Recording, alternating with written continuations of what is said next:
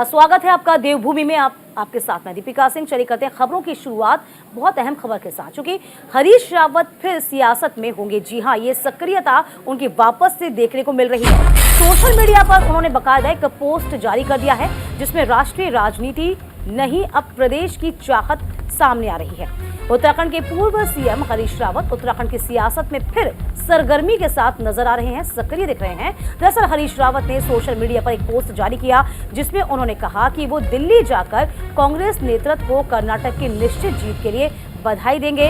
हरीश रावत के मुताबिक ये उनका सियासी उद्देश्य से दिल्ली का लगभग आखिरी दौरा होगा। इसके बाद वो अपने जीवन की बाकी शक्ति उत्तराखंड के कांग्रेस को वापस सत्ता में लाने में लगाएंगे। तो फिलहाल आपको बता दें, ये बहुत बड़ी खबर भी है, बहुत अहम खबर भी है, क्योंकि हरदा को लेकर हमेशा से सामने आया था कि कहीं ना कहीं वह राजनीतिक पटल पर बहुत सक्रिय रहना चाहते थे। उत्तराखंड की बात तो क्या ही कर ली जाए, लेकिन कांग्रेस के तमाम आला कमान से लगातार इस बाबत वो अपील भी कर रहे थे कि कहीं ना कहीं उनको वापस से जो केंद्र की राजनीति है, सक्रिय राजनीति है, उसमें जगह दी जाए। फिलहाल आपको बता दें, हरीश रावत ने सोशल मीडिया पर पोस्ट जारी किया और इस पोस्ट को जारी करने के बाद राष्ट्रीय राजनीति की चाहत नहीं की है। और सुरेंद्र ढाका जी हमारे साथ मौजूद हैं, देहरादून से ब्यूरो चीफ। सुरेंद्र जी, देखिए, बहुत लंबे वक्त के बाद हरदा ने ये ट्वीट किया है और एक मैसेज कहीं ना कहीं थ्रू किया है कि भाई अब मुझे तो सेंटर नहीं चाहिए, आप मैं उत्तराखंडी बहुत है। तो इसके मायने सबसे पहले पूछना चाहेंगे आपसे। सुरेंद्र जी, इस ट्वीट के मायने बताइए। देखिए, आपको एक चीज समझनी होगी, हरीश रावत पुराने अब कद्दावर नेता हैं उत्तराखंड के, पूर्व मुख्यमंत्री भी है, कांग्रेस के वर्तमान में राष्ट्रीय महासचिव भी हैं। अब जिस तरह से देखिए हरदा जो स्टेप लेते हैं वो बहुत, उसके पीछे कई राजनीतिक कारण होते हैं। हरीश रावत ऐसे ही नहीं, अभी किसानों की राजनीति करते 2 दिन पहले इकबालपुर मिल पर धरना दे रहे थे किसानों के पेमेंट को लेकर, और अब उन्होंने ये पोस्ट कर दिया। कुछ हरीश रावत तमाम तरह की सोचों में रहने की जो गुण है वो जानते हैं कि मीडिया में किस तरह रहा जाता है, इसी को लेकर वो लगातार बयानबाजी करते रहते हैं। आप थोड़े दिन पहले का उनका बयान देखेंगे, उन्होंने कहा था कि वो सक्रिय राजनीति से संन्यास लेने जा रहे हैं। हाँ। उसके बाद अब वो कह रहे हैं कि वो केंद्र की राजनीति छोड़कर स्टेट की राजनीति करेंगे। देखिए, एक जो माहौल बन रहा है कर्नाटक की बात, हाँ। कर्नाटक में जो एग्जिट पोल आए हैं उसके बाद हरीश रावत को लगता है कि वो उत्तराखंड की में कांग्रेस की वापसी करा सकते हैं। जबकि हरीश रावत अब इस तरह लगातार चुनाव हारते रहे हैं, तो कहीं ऐसा लगता नहीं कि हरीश रावत ने वो बचा है। अब नए लोगों को मौका देना चाहिए हरीश रावत को,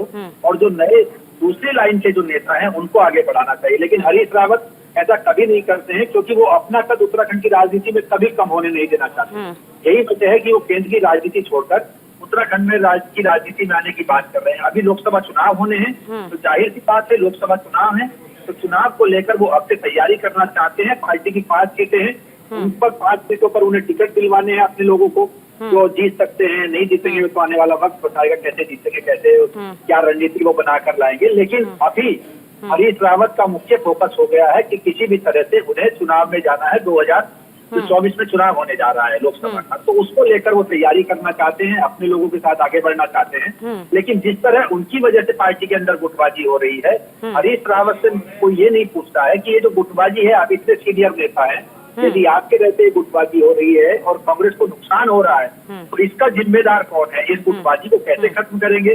कैसे जो नुकसान आपके पार्टी में रहते हो रहा है, उस नुकसान से पार्टी को कैसे बचाएंगे? तो तमाम तरह के सवाल हैं जो हरीश रावत से भी पूछे जाने चाहिए। राष्ट्रीय महासचिव का पद छोड़ना हालांकि एक बड़ी बात है, लेकिन हरीश रावत अभी राष्ट्रीय महासचिव का पद छोड़ने को कह रहे हैं। छोड़ेंगे या नहीं छोड़ेंगे, ये आने वाला वक्त बताएगा। लेकिन देखिए, हमने अक्सर देखा है ना कहीं जिस तरीके से पहले भी ट्वीट कर चुके हैं वो, और ट्वीट करने के बाद उनकी शीशा लेदर भी काफी हुई है। बीजेपी ने बहुत चुटकियां ली हैं, कभी कुछ कहते हैं, कभी कुछ कहते हैं। हालांकि उनकी जो मंशा है हमेशा से बहुत आगे बढ़ने की रही है। ये और बात है कि वो चुनाव जीत नहीं पाते, लेकिन मंशा उनकी हमेशा बलवती रही है। देखिए, उनकी वजह से जो कांग्रेस के अध्यक्ष हैं वो कई बार अपने आप को, प्रदेश अध्यक्ष हैं, वो अपने आप को अवैध महसूस कर चुके हैं। उन्होंने कहा है कि लगातार राजनीति कर रहे हैं, लगातार पार्टी को 2 दौड़ों में बांट कर रख रहे हैं।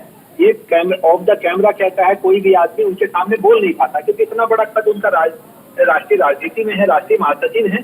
क्योंकि जो यहाँ के लोकल नेता है वो राष्ट्रीय नेतृत्व से नहीं मिल पाते हैं, और हरीश रावत पूर्व मुख्यमंत्री भी है, राष्ट्रीय महासचिव है, तो लगातार केंद्रीय नेतृत्व से मिलते रहते हैं, चाहे वो राष्ट्रीय अध्यक्ष हो, राहुल गांधी हो, प्रियंका गांधी हो, लगातार वो सबसे मिलते रहते हैं। यही वजह है कि लोग इसी बात को लेकर चुप रहते हैं। अब बिल्कुल। जब वो लगातार ट्वीट करते हैं, लगातार बयानबाजी करते हैं, मैं राजनीति छोड़ रहा हूँ, हाँ। मैं इस तरह कर दूंगा, लेकिन उसका कोई अब असर पब्लिक में जो सिंपैथी वो बटोरते हैं, अब वो दिखती नहीं है। क्योंकि अगर दिखती होती तो 2000 जो हाँ। अभी तो चुनाव हुआ 2000 ये चुनाव जो हुआ है विधानसभा का, जी। तो उसमें उन्होंने कहा कि वो इसके बाद राजनीति छोड़ देंगे। हाँ। लेकिन हरीश रावत ने राजनीति कहाँ छोड़ी? आप हाँ, देख रहे हैं देखिए, लगातार हाँ, बिल्कुल हम ये भी मान सकते हैं ना, जो ये ट्वीट आया है, कम से कम जो कांग्रेस के भीतर जो राष्ट्रीय राजनीति की जो परिस्थितियां बदल रही हैं उसके मद्देनजर भी देखा जा सकता है। क्योंकि आपको भी याद होगा कि 2022 के जो मार्च महीने में जब चुनाव हुए थे, विधानसभा चुनाव में कांग्रेस की 2 बार हार हो गई। इसके कुछ महीनों के बाद किस तरीके से हरिद्वार में पंचायत चुनाव में भी कहीं ना कहीं पार्टी हार गई थी,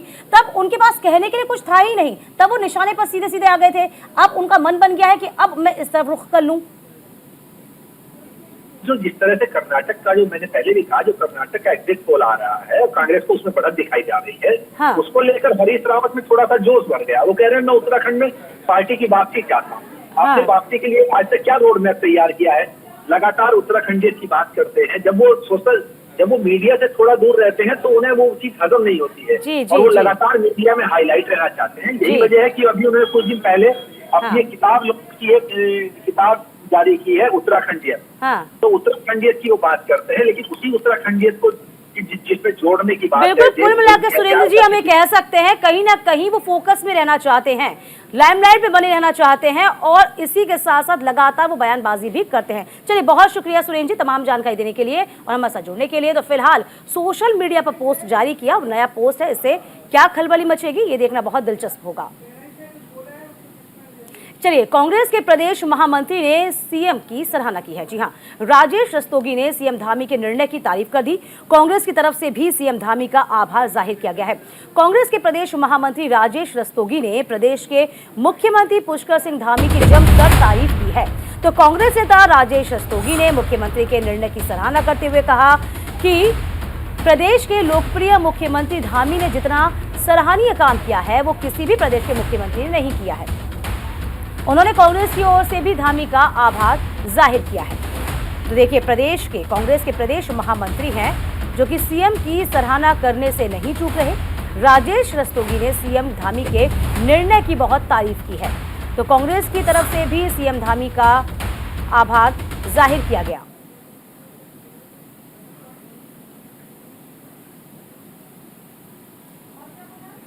तो फिलहाल आपको बता दें किस तरीके से यहाँ पर अब जो तारीफ के स्वर हैं वह किसी कार्यकर्ता के मुख से नहीं, आज यहाँ स्वामी यतीश्वरानंद जी के पास पिछले 1 साल से लावारिस गौवंश की सेवा में जुड़ कर के लक्सर में एक काम कर रही थी जो सफल रहा, लेकिन लगातार राज्य के मुख्यमंत्री से वैदिक गौशाला पत्राचार करती रही, ज्ञापन भेजती रही, नोटिस भेजती रही, मुलाकात करती रही संतों के साथ और लावारिस गौवंश के संरक्षण का अनुरोध करती रही। मुख्यमंत्री जी ने अभी जो पिछली मंत्री परिषद की बैठक हुई है उसमें ये प्रस्ताव को मंजूरी दिला दी है और दे दी है कि जितने भी राज्य भर में गौवंश हैं सरकार सबका संरक्षण करेगी, सबके लिए गौशालाओं का निर्माण करेगी, सबका भरण पोषण और चिकित्सा की व्यवस्था करेगी। मैं वैदिक गौशाला की ओर से और कांग्रेस पार्टी की ओर से भी आदरणीय मुख्यमंत्री, लोकप्रिय मुख्यमंत्री, भाजपा के मुख्यमंत्री श्री पुष्कर सिंह धामी का आभार व्यक्त करता हूं। उन्होंने इतना महान काम किया। और लक्सर से हमारे संवाददाता जसवीर इस पूरी खबर पर जुड़े हुए हैं। जसवीर, देखिए, प्रदेश के महामंत्री हैं और इसके साथ इस तरीके की बयानबाजी, यानी कि सीधे सीधे देखा जाए अपनी ही पार्टी पर सवाल खड़े कर रहे हैं। सबसे पहले जो तारीफ निकाली गई है, जो तारीफ की गई है, इसके मायने क्या निकाले हैं? बिल्कुल दीपिका, यही बात है। और जब से ये बयान आया है तो तब से ही कहीं ना कहीं पार्टी में भी खुसर पुसर चल रही, यानी जो नेता हैं वो भी इस बात पर सवाल उठा रहे हैं। जो तस्वीर आपने देखी होगी, इसमें भाजपा के पूर्व कैबिनेट मंत्री, यानी जो प्रदेश में पहली सरकार में कैबिनेट मंत्री यतीश्वरानंद स्वामी और धामी के नजदीकी माने जाते हैं, वो भी राजेश रस्तोगी के साथ में कंधे से कंधा मिला करके नारेबाजी में, यानी जो मुख्यमंत्री के पक्ष में नारेबाजी थी उसमें शामिल हैं। और साफ तौर पर यह कहा कि केवल अपनी तरफ से नहीं, पूरी कांग्रेस पार्टी की तरफ से भी मुख्यमंत्री की सराहना, यानी उनकी तारीफ करता हूं। और उन्होंने ऐसा काम किया जो किसी देश के, किसी प्रदेश के मुख्यमंत्री ने अभी तक देश में नहीं किया। तो ये कहीं ना कहीं एक बड़ा दिलचस्प मामला, यानी बैठे बैठाए कहीं ना कहीं जो देखिए अंतर कलह तो है कांग्रेस के अंदर उत्तराखंड में, ये साफ तौर पर दिखती है। ठीक है, लेकिन अब आप सामने आकर सत्ता पक्ष की तारीफ करेंगे, यानी कि कहीं ना कहीं खुद पे ही सवाल खड़े करें। इसका जवाब उनको हालांकि पार्टी फोरम में देना पड़ सकता है। चलिए, समय इतना ही है, बहुत शुक्रिया आपका, आगे भी खबरों बढ़ेंगे हम। इधर द केरल स्टोरी को लेकर विश्व हिंदू महासंघ के प्रदेश अध्यक्ष अनुराग धीमान और राष्ट्रीय महामंत्री योगी राजकुमार नाथ ने न्यूज इंडिया से खास बातचीत करते हुए कहा कि फिल्म द केरल स्टोरी का विरोध करने वाले लोग आतंकवादी सोच के लोग हैं।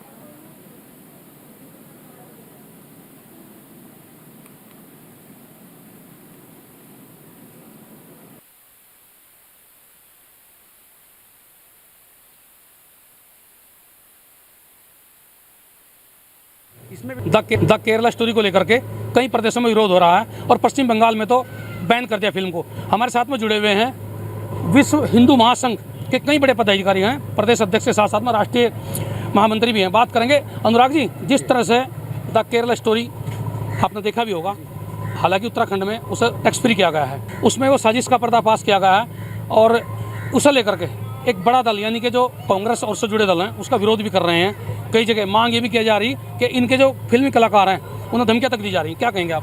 देखिए, जब सच का सामना होता है ना, तो विरोधी दल जो है उठ के सामने तो आते ही है। ये जो मूवी बनी है द केरल, इसमें बिल्कुल सत्यता दिखा रखी है कि हिंदुत्व के लिए कितना नुकसानदायक आजकल जो इन लोग इस्लामिक राष्ट्र, जो इस्लामिक लोग जो कार्य कर रहे हैं, वो किस स्थिति से परिस्थिति से होकर किसी भी तरह से हिंदुत्व को जो है फंसाने में, दबाने में कामयाब हो रहे हैं। वो महासंघ के राष्ट्रीय महामंत्री भी हैं।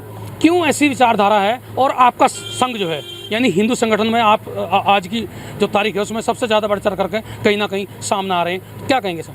मैं सबसे पहले फिल्म के जो डायरेक्टर हैं, प्रोड्यूसर हैं, उनको शुभकामना देना चाहता हूं, जिन्होंने देश में ऐसी स्थिति को रखा जो अंदर ही अंदर खोखला कर रहे हैं हिंदुओं को, और उन्होंने हमारे समाज में, देश में ऐसा स्थिति को लाया और दिखाया। Jaspreet Singh, news India, Laksar.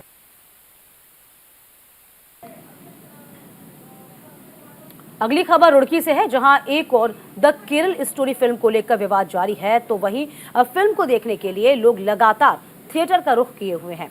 इसी बीच बीजेपी की नेता साध्वी प्राची रुड़की पहुंची और कई हिंदू युवतियों के साथ सिनेमा घर में द केरल स्टोरी फिल्म देखी। वहीं फिल्म को देखने के बाद उन्होंने कहा, ये फिल्म सत्य पर आधारित है जिसको हर लड़की को देखना चाहिए। इसी दौरान लव जिहाद पर हमला बोलते हुए सभी लड़कियों से फिल्म को देखने की अपील भी की है। Make the future. Because we are the future. We are Mount Literacy School. Mount Literacy School.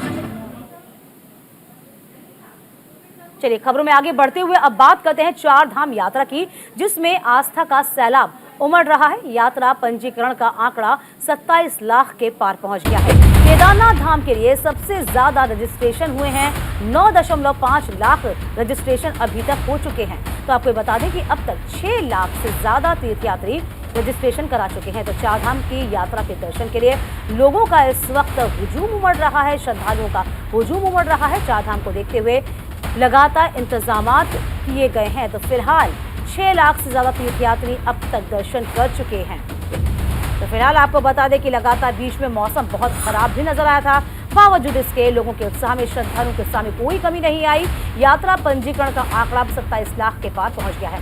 हालांकि आपको याद होगा कि ग्लेशियर पिघलने से और ग्लेशियर के टूटने से केदारनाथ धाम को रोक दिया गया था, बद्रीनाथ धाम की यात्रा भी रोकी गई थी। लेकिन लोगों ने भारी बर्फबारी के बीच भी अपने आराध्य के दर्शन किए, अपने आराध्य को मनाने गए। देखिए, तस्वीरें भी हम लगातार आपको दिखा रहे हैं, बर्फ गिर रही है, ठंड इस वक्त हाड़ कपा देने वाली पड़ रही है, लेकिन बावजूद इसके लोगों के, श्रद्धालुओं के उत्साह में कोई किसी तरह की कमी देखने को नहीं मिल रही। तो फिलहाल मौसम का कोई असर नहीं है लोगों पर। देखिए, इस तरीके से ये भव्य नजारा लगातार हम आपको दिखा रहे हैं। बाबा केदारनाथ के दर्शन करने के लिए लगातार श्रद्धालुओं की भीड़ उमड़ी हुई है, आस्था का सैलाब फैला हुआ है। मौसम भी इसमें चाहे आड़े आए, लेकिन श्रद्धालुओं के उत्साह में, उनकी आस्था में कहीं कोई कमी नजर नहीं आ रही। तो मौसम तो इस वक्त मानिए कि विमान बना हुआ है। लगातार सड़कें जो हैं, कभी कभी रास्ते रुक जाते हैं, रुकावटें आ जाती हैं, लेकिन श्रद्धालुओं का जो विश्वास है वो बना हुआ है। अभी भी लगातार रजिस्ट्रेशन जो है चल रहे हैं। तो फिलहाल 6 लाख से ज़्यादा लोगों ने अब तक बाबा केदारनाथ के दर्शन कर लिए हैं। भव्य नज़ारा जरा देखिए, मौसम किस तरीके से खराब है, लगातार बर्फबारी हो रही है, उसके बावजूद भी लोग अपने आराध्य के दर्शन करने के लिए भारी संख्या में पहुंच रहे हैं। तो चारधाम यात्रा को देखते हुए इधर आबकारी विभाग से कच्ची शराब के खिलाफ बड़ा अभियान चलाया हुआ है, जहां भारी मात्रा में, आपको बता दें कि कच्ची शराब बनाने वाले लहन को आबकारी विभाग की तरफ से नष्ट भी किया गया है। जिला आबकारी अधिकारी का कहना है कि हरिद्वार में विशेष अभियान चलाया गया है, जिसमें कि कच्ची शराब और अवैध शराब के विरुद्ध प्रभावी कार्रवाई की जा रही है। अब इसी कड़ी में बड़ी मात्रा में कच्ची शराब पकड़ी गई है। आगे भी ये कार्रवाई जारी रहेगी।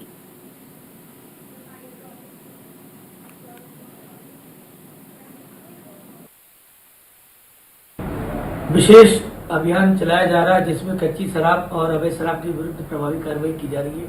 पथरी थाना क्षेत्र में पथरी नाले के आसपास दिनारपुर शाहजहाँपुर में बड़ी भारी मात्रा में शराब पकड़ी गई है। यात्रा के दृष्टिगत विशेष तौर पर ये ध्यान रखा जा रहा है कि किसी तरह की अवैध सप्लाई कहीं ना हो, और इसके लिए जो है अवैध भट्टियों को संपूर्ण रूप से नष्ट किया जा रहा है। इसी के तहत दिनारपुर में काफी मात्रा में, बड़ी मात्रा में लहन को नष्ट किया गया है और आगे कार्रवाई लगातार चलती रहेगी।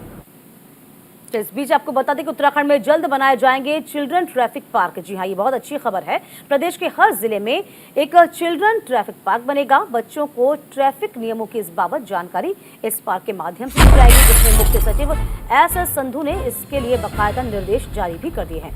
दरअसल ये एक तरह का पार्क होता है जहाँ बच्चों को छोटी छोटी सी साइकिलें दी जाती हैं, उन्हें रोड पर सिग्नल्स के महत्व के बारे में जानकारी दी जाती है, उन्हें बताया जाता है, समझाया जाता है। इस पार्क में दृश्य श्रव्य माध्यम से भी चीजों को समझाने की व्यवस्था की जाती है। बच्चों को सड़क सुरक्षा से जुड़ी फिल्में, स्लाइड शो आदि भी दिखाए जाते हैं, जो कि एक बहुत अच्छी पहल मानी जा रही है।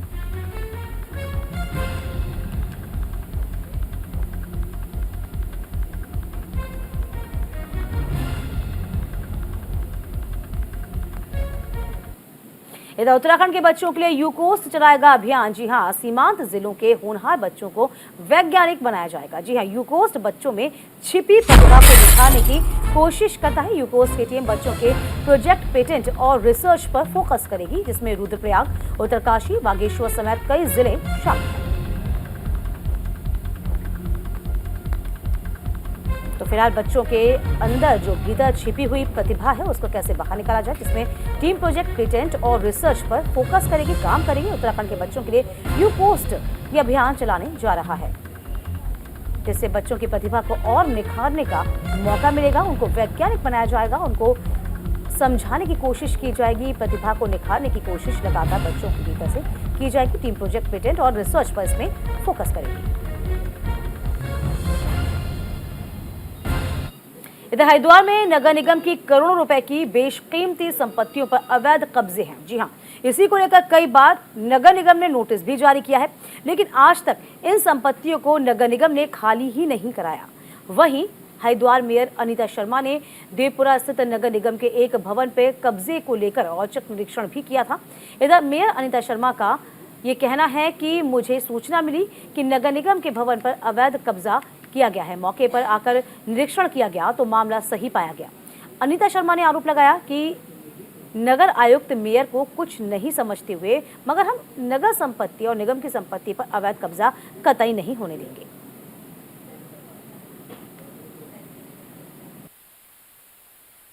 ये कुछ भाजपा के पार्षद हैं कि यहाँ पे कब्जा हो रहा है। मैडम, आप तो कब्जे हटा रही हो, यहाँ पे कब्जे क्यों कर रहे हैं? अब मैं आके देखा तो वाकई में यहाँ पे ताले लगे पड़े हैं, आदमी सो रहे हैं अंदर, बाहर ताला लगा है? ये तो गलत है।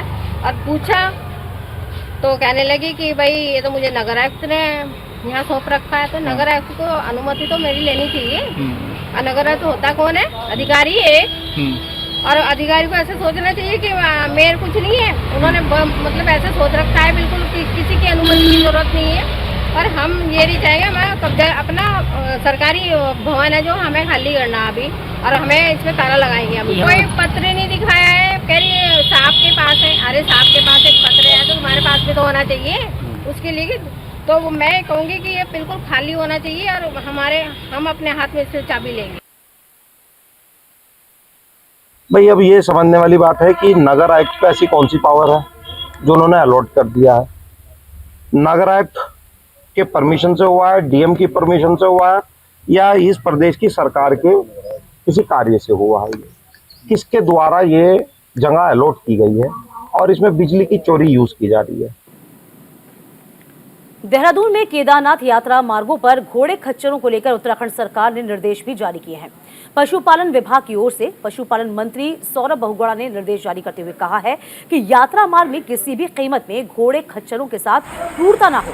इसकी निगरानी के लिए 30 सदस्यीय म्यूल टास्क फोर्स तैयार किए जाएंगे और यात्रा मार्ग में घोड़े खच्चरों को गर्म पानी उपलब्ध कराए जाने के लिए 18 स्थानों पर घोड़े खच्चरों के लिए गीजर युक्त गर्म पानी की चरहियों का निर्माण किया गया है, जिसने देखरेख विभिन्न चरहियों पर तैनात म्यूल टास्क फोर्स की ओर से की जाएगी।